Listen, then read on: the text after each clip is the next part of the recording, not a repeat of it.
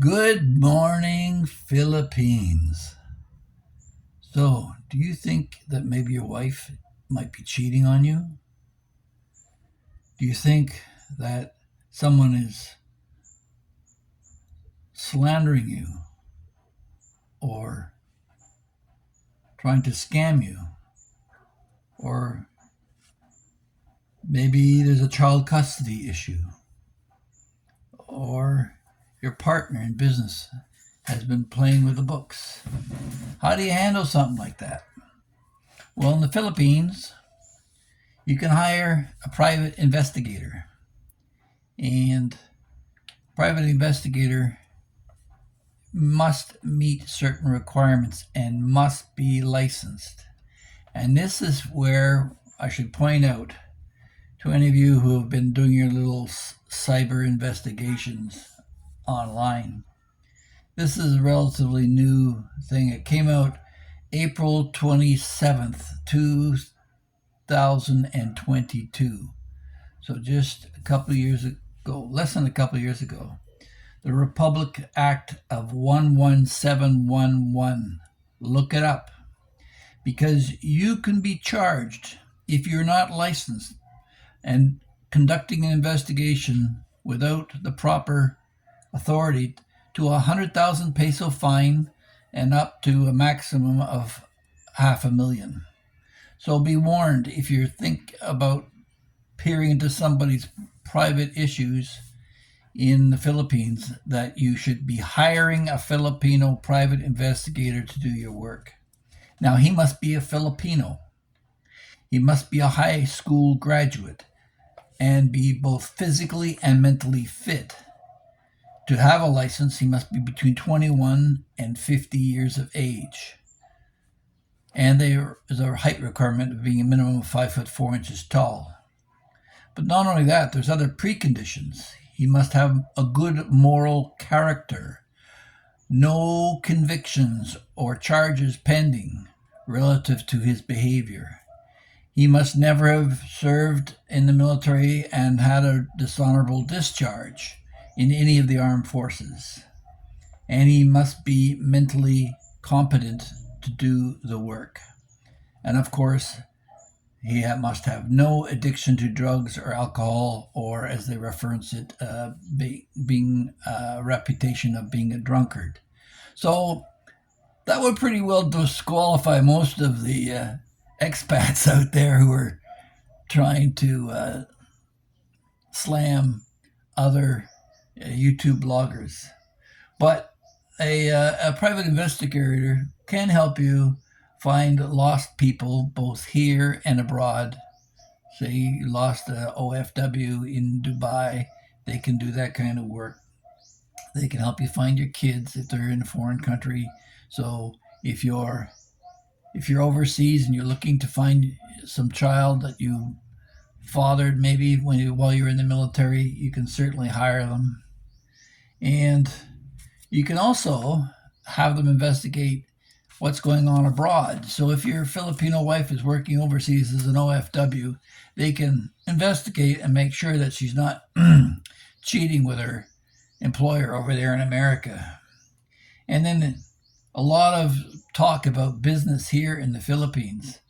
It just makes smart, sensible thinking to hire a private investigator to do your business due diligence to make sure that you're entering in with people who are trustworthy. They're not trying to sell you on a cruise ship somewhere or to have you finance them into buying a car or something that you don't know about. Also, they will investigate any cyberbullying that is going on, and also investigate any spyware that might be on your phone, any employee that you may have here in the Philippines who's trying to do a workman's comp fraud, and to all of the those who are trying to entrap their spouses. Sorry, they do not involve themselves with decoy investigations. So they're not going to send some sweet young thing over to your ex and see if they can be enticed. No, they don't play that game. So those are generally the things relative to becoming a private investigator. But certainly, when I see all the finger pointing that's going on here online and some of the issues relative to investigations, hire yourself a professional investigator. Now, what are the costs? Generally, from what I've seen, for some of these investigations, a couple of thousand pesos is all it takes for them to initiate and prepare a report, which they do not conduct any arrests themselves. They will inform the police if they find some criminality. They don't involve themselves with wiretapping or bugging because that is illegal in the Philippines without a warrant. And they will not trespass onto somebody's property in the course of investigation. In other words, the private investigator in the Philippines must hold himself up to a higher standard than just the general public. So, just to point out that living in a foreign country, you should make yourself familiar with the laws. And I find it so encouraging to see this government actively going after some of their softer spots within the Philippine Islands.